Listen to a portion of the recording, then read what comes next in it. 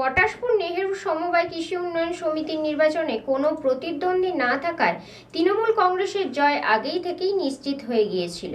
সেই জয়ের আনুষ্ঠানিক ঘোষণা হতেই গোটা এলাকা জুড়ে ছড়িয়ে পড়ে উৎসবের আবহ। বিজয় মিছিল, ঢোল, বাদ্য, উচ্ছ্বাস সব মিলিয়ে পটাশপুরে উৎসবের আবহ। পটাশপুরের নেহেরু সমবায় কৃষি উন্নয়ন সমিতির নির্বাচনে কোনো প্রতিদ্বন্দ্বী না থাকায় তৃণমূল কংগ্রেসের জয় কার্যত আগেই নিশ্চিত হয়ে গিয়েছিল। সেই জয়ের আনুষ্ঠানিক ঘোষণা হতেই গোটা এলাকা জুড়ে ছড়িয়ে পড়ে উৎসবের আবহ। বিজয় মিছিল, ঢোলবাদ্য, উচ্ছ্বাস সব মিলিয়ে পটাশপুর যেন উৎসবের মেজাজ।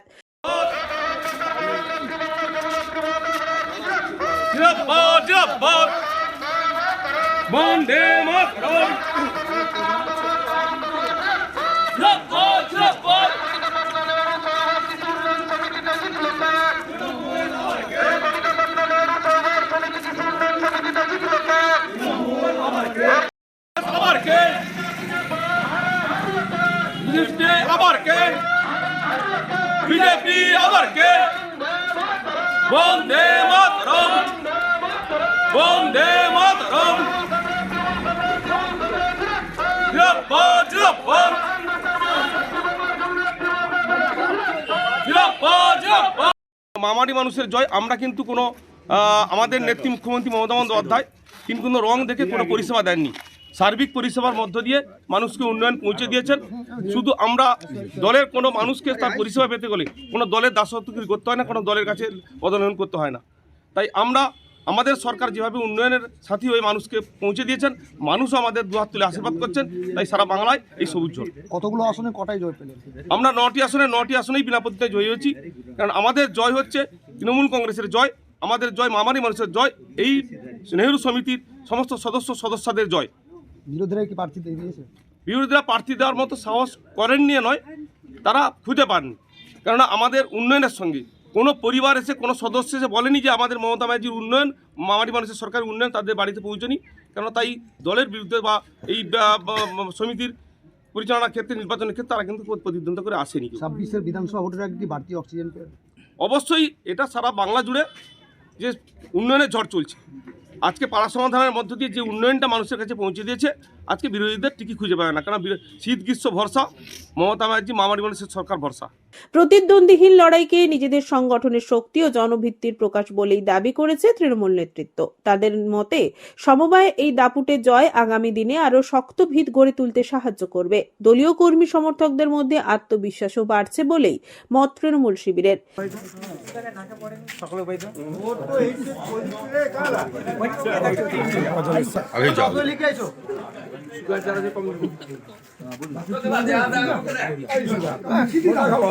তোমাকে বুঝতে হবে, তোমাকে বুঝতে হবে,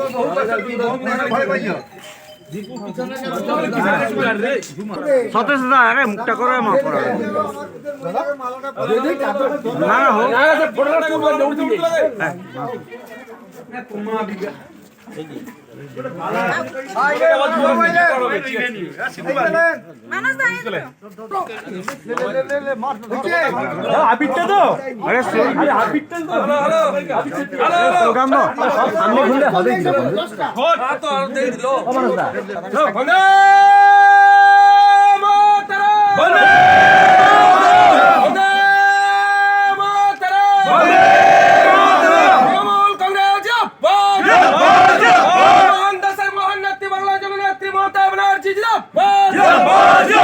বাংলার অগ্নিকন্যা মমতা ব্যানার্জি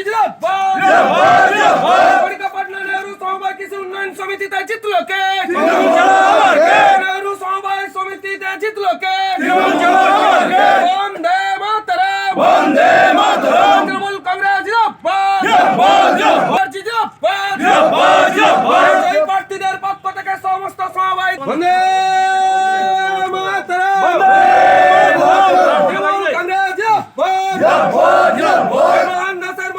বাংলার জননেত্রী মমতা ব্যানার্জি নেহেরু কৃষি সমবায় সমিতি জানাই জাতীয়তাবাদী সবুজ অভিনন্দন। বন্দে মাতরম, বন্দে মাতরম। তৃণমূল কংগ্রেস, তৃণমূল কংগ্রেস, তৃণমূল কংগ্রেস মহান দেশের মহান নেত্রী বাংলার জননেত্রী মমতা ব্যানার্জি দেশের মহান নেত্রী বাংলার জননেত্রী মমতা ব্যানার্জি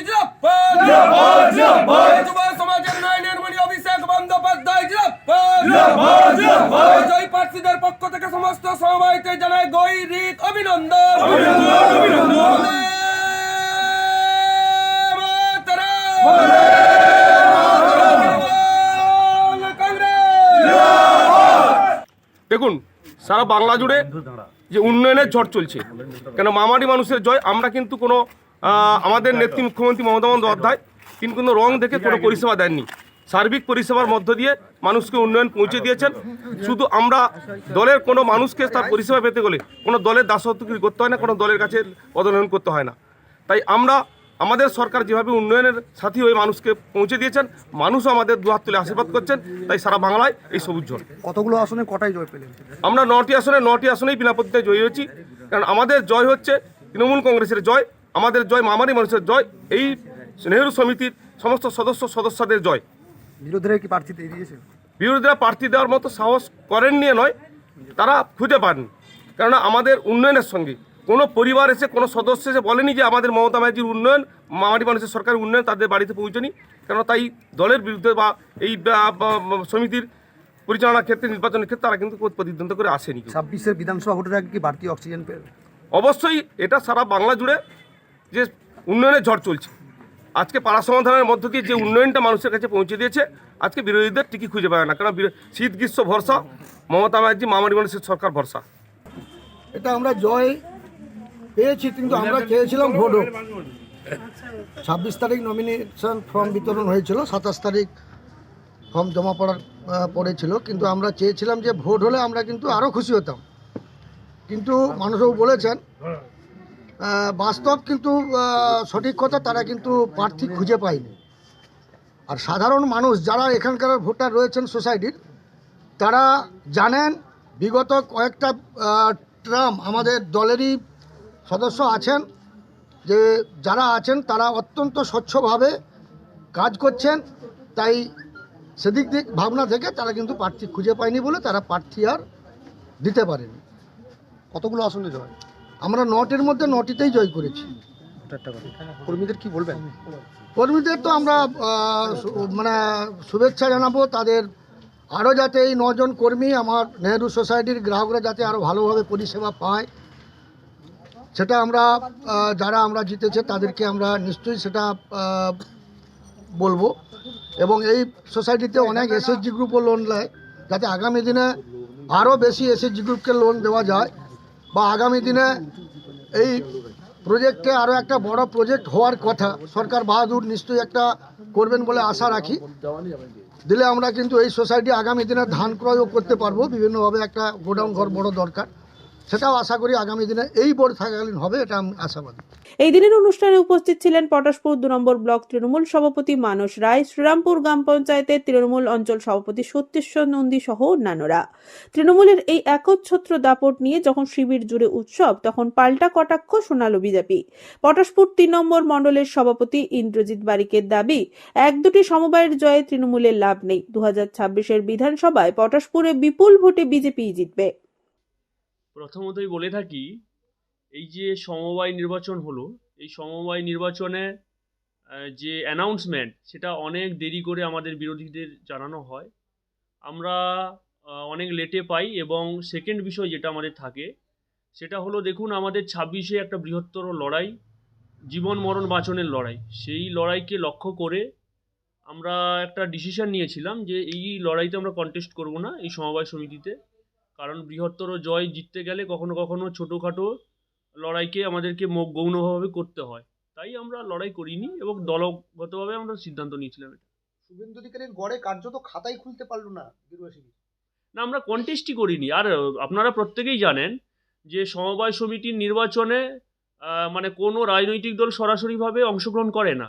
সেই জায়গায় আমরা কোনো রকম কন্টেস্টই করিনি, আমাদের কোনো ক্যান্ডিডেটই ছিল না। এবং থার্ড বিষয় যেটা বলে রাখি আপনাদের, ইনারা এই গত 1-2 বছর যদি দেখেন ভোটার তালিকা, ওখানটায় নিজেদের পরিবারের সদস্য, বাবা মা ভাই বোন এদেরকে সদস্য করে অলরেডি তাদের ভোট যাতে বাড়ানো যায় সেরকম একটা চক্রান্ত এরা করে রেখেছিল। আমরা সেই চক্রান্তে পা দিইনি। আমরা আমাদের মতো করে ভাবছি 26-এর ইলেকশন আছে, আমরা তার প্রস্তুতি একবারে চরমভাবে নিয়েছি। মানুষও মুখিয়ে আছে। এই ইলেকশানে আপনারা দেখবেন 26-এ আমরা প্রচুর বিপুল ভোটে শ্রীরামপুর তথা পটাশপুর 3 মণ্ডল জয়লাভ করবে, এর নিশ্চিত থাকতে পারে। পুলক বেড়ার রিপোর্ট, খবর 20BS।